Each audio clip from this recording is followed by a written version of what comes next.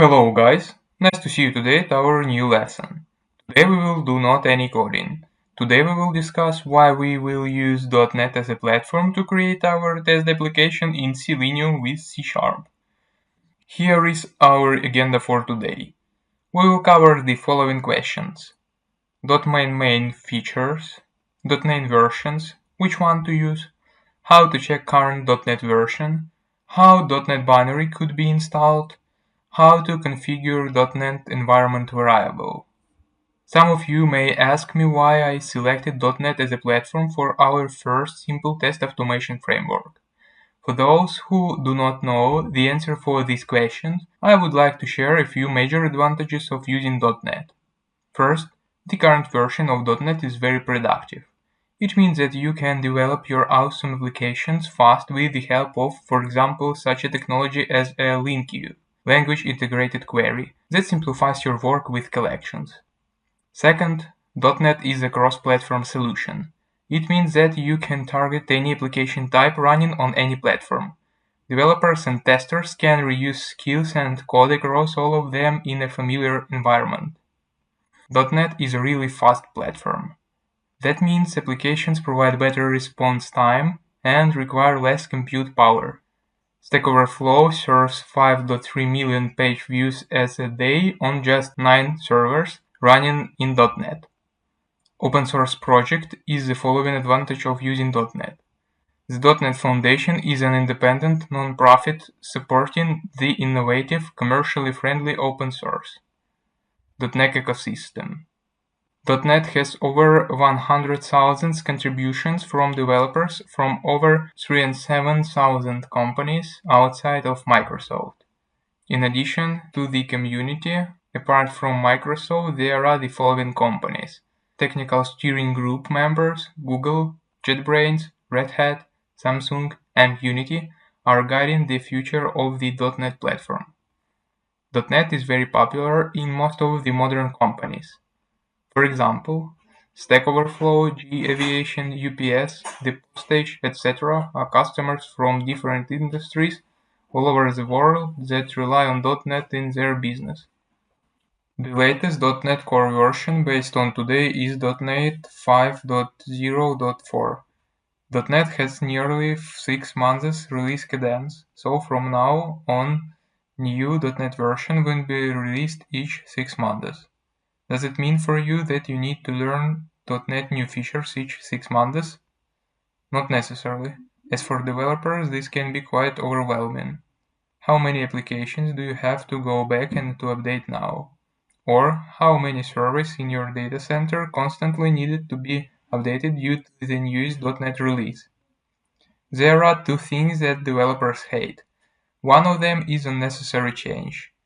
It is even crazy to think about keeping several applications of several number of servers up to date with the newest .NET release. As for now, the current version of .NET I'm working on personally is 5.0.3. It is stable and a lot of companies rely on it, and there is no urgent need to update to the newest .NET version. That is the major reason of why we will use this version of .NET for our video lessons. My following step is to verify that .NET is installed on my computer as for now. To do so, I type the following command in the OpenCMD: .NET-version.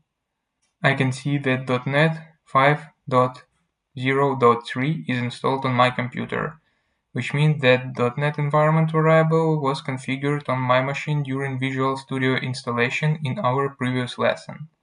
If you want to learn how to install .NET manually, you can watch the following part of our lesson. Our next step will be to download .NET binary from the .NET official website. To do so, I open my web browser and input the following search request to Google: .NET 5 SDK binary.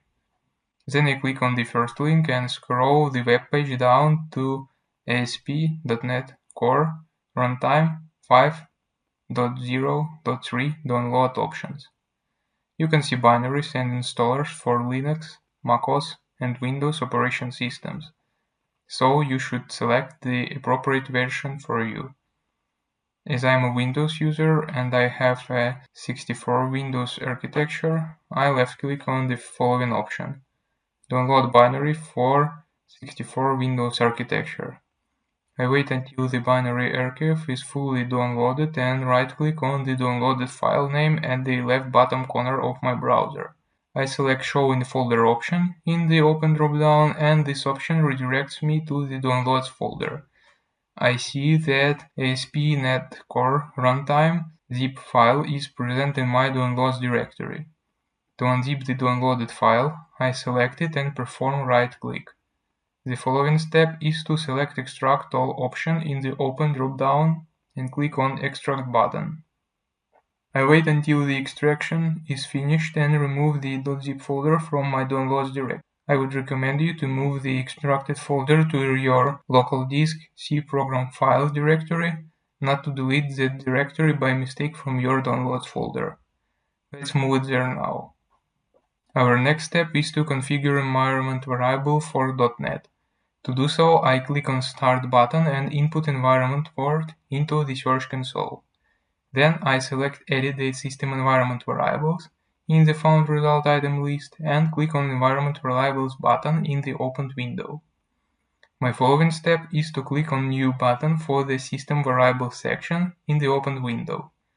I input .NET Home into the variable name input and input //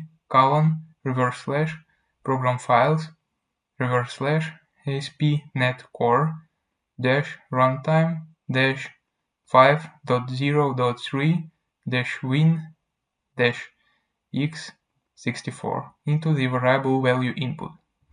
Please note that if the location of the .NET binary is different on your computer, you should write it into variable value input instead of the one shown on the screen. Then I click on OK button, select Path variable in System Variables section and click on Edit button for it. The following steps are double-click on the last empty line in the opened list variables and type the following: $.NET Home, $, After that I click on OK button and click on OK button one more time in the Environment Variables window to save all the changes made. Then I close System Properties window with the help of OK button and open command line via Start button one more time. Now we can verify that .NET is present on our machine. To do so, I execute the following command: .NET-version. You can see that the current version of .NET on our machine is 5.0.3. That means that we can start the creation of our test automation framework with the help of .NET. Please note that it is required to relaunch your command line console, because if you just switch to CMD window opened before you added .NET Home variable, .NET will not be recognized as a command on your machine. This lecture will not have any practical task, since we have .NET installed in our previous video lesson, where we installed Visual Studio Community Edition. .NET was installed automatically along with the component we selected during Visual Studio installation. That is why I suggest you watch our previous video lesson. Let's sum up what we did today.